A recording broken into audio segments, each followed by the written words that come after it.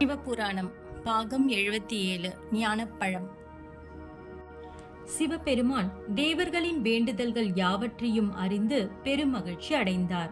கோபத்தால் விழிப்புற்ற அழிவை தரவல்ல, எவராலும் தடுக்க இயலாத வல்லமை உடைய முக்கண்ணனின் மூன்றாம் கண்ணனான நெற்றிக் கண்ணானது இமைகளை மூடி சாந்தம் கொண்டு அமைதியுற்றது. மனம் மகிழ்ந்த சிவபெருமான் தேவர்களை நோக்கி, உங்களின் தோத்திரங்களால் யாம் மனம் மகிழ்ந்தோம், வேண்டும் வரங்களை கேளுங்கள் என்றார். அவ்வேளையில் தேவர்கள் சாந்தம் அடைந்த சர்வேஸ்வரரையும் உமாதேவியையும் கண்டு வணங்கி சர்வத்தை தன்னுள் கொண்டுள்ள சர்வேஸ்வரா, திரிபுரத்தை அழித்து இன்னல்களில் இருந்து எங்களை காப்பாற்றிய திரிபுர தகனரே, அனைவருக்கும் மேலான மகாதேவரே, நாங்கள் தங்களிடம் வேண்டி நிற்பன யாவும் ஒன்றே.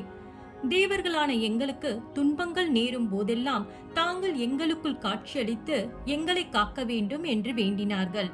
தேவர்களின் வேண்டுதல்களை ஏற்ற சிவபெருமான் அவர்களுக்கு ஆசி வழங்கி அவர்களுக்கு மேலும் சில வரங்களை அளித்து அனுக்கிரகம் செய்து விட்டு தேவியுடன் கைலாயம் சென்றார்.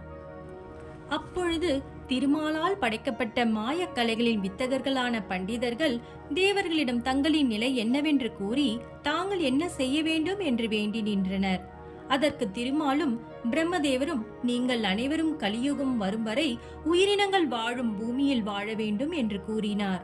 அவர்களின் கூற்றுகளை ஏற்றுக்கொண்ட பண்டிதர்கள் அவர்களை பணிந்து வணங்கி பூமிக்கு தனது பயணத்தை தொடங்கினார்கள். இந்திரன் முதலிய மற்ற தேவர்கள் இன்னல்கள் யாவும் மறைந்தன என எண்ணி அவர்களது பணிகளை மேற்கொள்ள அவரவர் இருப்பிடத்தை நோக்கி சென்றனர்.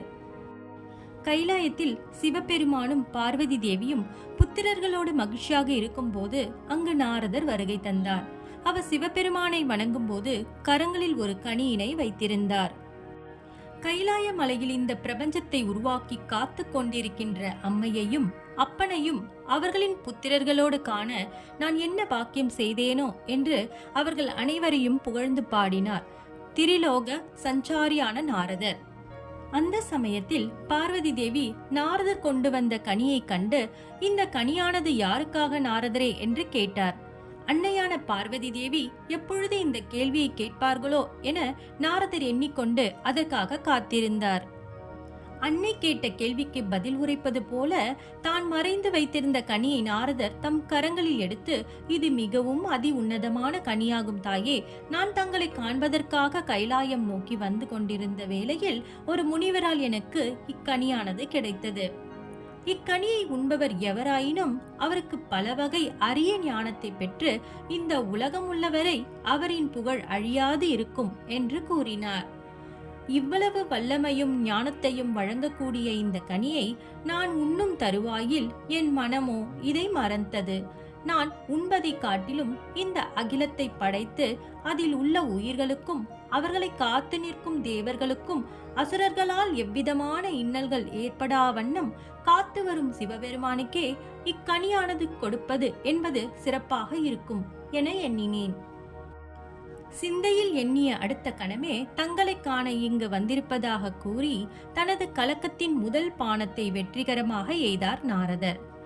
அதன் பின்பு அக்கனியான ஞானப்பழத்தை திருவிளையாடல் வேந்தரான சர்வலோக சஞ்சாரியான சிவபெருமானிடம் கொடுக்க முற்பட்டார் நாரதர். நாரதரின் எண்ணங்களையும் அதனால் விளையவிருக்கும் நன்மையும் கொண்டு அவரும் தன்னுடைய திருவிளையாடலை தொடங்கினார். ஓம் நம சிவாய.